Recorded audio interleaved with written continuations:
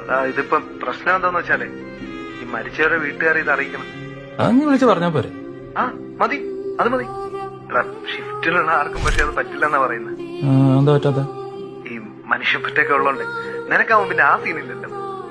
Hello, ആരതി അഭിരാം അല്ലേ? Abhiram രാഘവന്റെ വൈഫല്ലേ madam?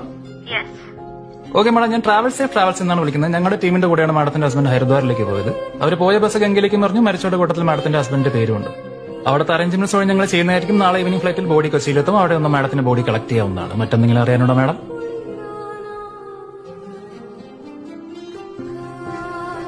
Hello madam, മറ്റെന്തെങ്കിലും അറിയാനുണ്ടോ?